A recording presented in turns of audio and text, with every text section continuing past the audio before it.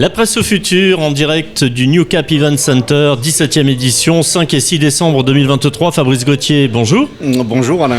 Fabrice, président de Broadcast Associés. Gilles. Bonjour Fabrice. Bonjour Gilles. Et donc on a fait une première petite salve d'invités lors de ce salon. Et puis on aimerait bien, Fabrice, reprendre un petit peu la main en parlant de Broadcast Associés. Sans doute des trophées aussi de la presse qui seront remis ce soir.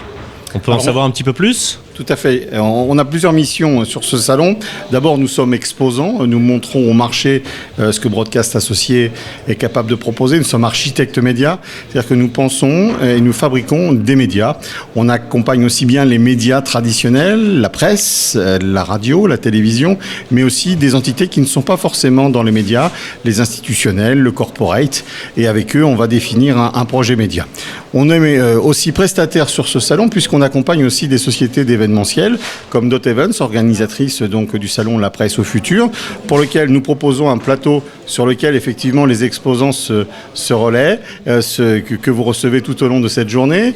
Nous assurons aussi la captation de conférences, parce qu'il faut savoir qu'un salon ça vit 2 jours dans l'année, mais le reste de l'année, eh bien on peut revoir en replay aussi bien vos interviews que toutes ces conférences. Donc là il y a 3 salles qui sont captées tout au long de cette journée. Il y a 60 conférences au cours des 2 jours et 3 salles en permanence qui proposent des conférences donc du matin au soir. Et ce soir, dans un cadre tout à fait prestigieux, on va remettre 14 prix autour de la presse, de l'innovation, de la tech, enfin toutes les catégories en termes de renouveau de la presse seront récompensées dans un cadre magnifique, donc au Westin, entre l'hôtel Concorde, entre la place de la Concorde, la place de la Concorde et la place Vendôme. Et la place Vendôme. Est-ce que le résultat très abouti de ce format blended, à la fois streaming, replay et présentiel, c'est un petit peu la somme des expériences de ce qui a été vécu pendant la période Covid? Complètement. La Covid a gardé des traces très positives. Ça paraît incroyable de dire ça, mais on a tous été obligés de se réinventer.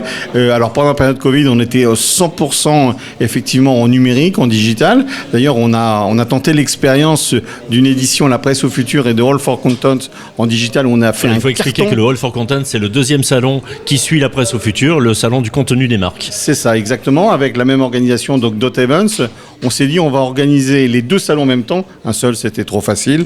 Les 2 en même temps, donc on avait 2 plateaux vidéo sur lesquels on avait des conférences qui s'enchaînaient. Et pendant 48 heures, on a fait vivre ce salon à distance.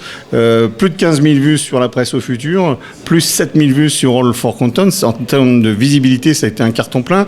En termes de business... Avec quelques invités en plateau et des invités évidemment sur Zoom, notamment. Tout à fait. C'était un travail pendant 2 jours. Oui, c'était un travail titanesque. On a produit une centaine de vidéos en 10 jours avant le salon. Donc d'un point de vue business, on en a fait un petit peu les frais parce que c'est compliqué en période Covid. En plus, on ne savait pas du tout où on allait, mais on a eu le mérite de tenter cette expérience. Et encore bravo à Patrick et à Dorothée qui nous ont fait confiance pour faire ceci. Et depuis, donc, on est revenu à une formule plus hybride avec du présentiel. Là, je crois qu'on attend à peu près 1500 visiteurs sur les 2 jours. Et puis, on va faire vivre en replay donc aussi bien les interviews, les exposants ont besoin de visibilité.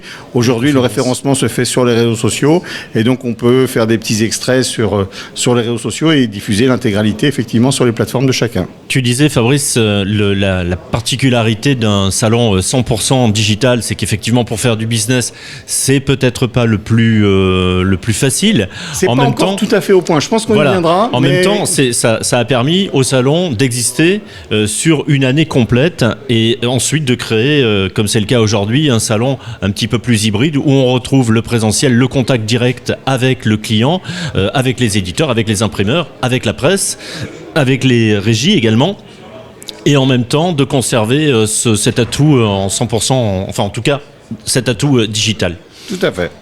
Et depuis d'ailleurs on a mis une plateforme en place, j'en profite pour faire un petit peu ma publicité, la boutique broadcast.fr, puisqu'on s'est rendu compte qu'effectivement pour fabriquer du contenu, tout le monde commençait à fabriquer du contenu, il y avait besoin d'outils, et bien on propose de la bonnette personnalisée. Oui, j'allais dire, on trouve quoi sur la boutique broadcast.fr? Des petits roadcasters. C'est broadcastassocié.fr, l'adresse exacte? La boutique broadcast. Broadcast tout attaché. Et le .fr est important, n'oubliez pas le .fr. N'oubliez pas le .fr. La boutique broadcast.fr qui est effectivement effectivement la petite sœur, on va dire, de Broadcast Associés, créée en juin 2022. Avec une sélection de matériel adapté. Exactement. Testé et approuvé, c'est ce qui fait le bonheur du consommateur. C'est ça, on n'est pas des vendeurs de carton, on les a testés avant, on sait comment ça fonctionne.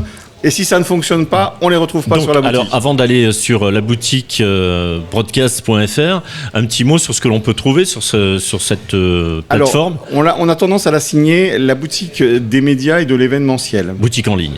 Cherchez le mot. C'est une boutique en ligne. Pour certains produits, il suffit juste de rentrer sa carte bleue. Et il y a un petit chiffre à faire. Et plus il est grand, plus c'est sympathique. Non, et puis après, il y a des produits qui méritent un accompagnement. Et là, donc, ils nous contactent et puis on leur permet de faire le bon choix. L'idée, c'est qu'effectivement, l'accompagnement reste très présent, y compris sur la plateforme. Tu nous as toujours pas dit ce qu'on trouve, ce qu'on peut acheter dans la boutique. Tout ce qu'on peut trouver dans les médias, c'est-à-dire de l'audio, de la vidéo, des écrans, des éléments de décor, des plateaux lumineux, des lumières. Et puis, on va avoir aussi, pour de l'événementiel, des produits un petit peu plus, des buzzers, par exemple. Vous savez, comme question pour un champion, ça, c'est quelque chose qui marche très, très bien dans le corporate ou dans la formation. L'idée, c'est de faire des petits challenges. Et on a des buzzers qui sont absolument magnifiques, qu'on installe pour des chaînes de télévision ou pour le corporate. J'ai vu que tu avais arboré un très beau polo Broadcast Associé. On peut acheter aussi les polos ? Pas encore, mais je me le demande parce qu'on me le demande souvent. Entre ça et les gobelets, il y a déjà les bonnettes, voilà, le gobelet, le mug et pourquoi pas le polo. Voilà. La seule entreprise qui vend ses goodies. Bon, très bien. Fabrice, évidemment, tu restes avec nous. Cet après-midi, tout au long de l'après-midi, Gilles et moi-même, nous allons recevoir d'autres exposants sur ce plateau. Et puis, évidemment, on vous souhaite un bon salon. On se retrouve tout à l'heure. Et bon salon aussi à toi.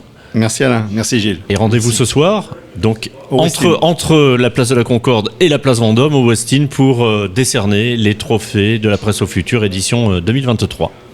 Merci.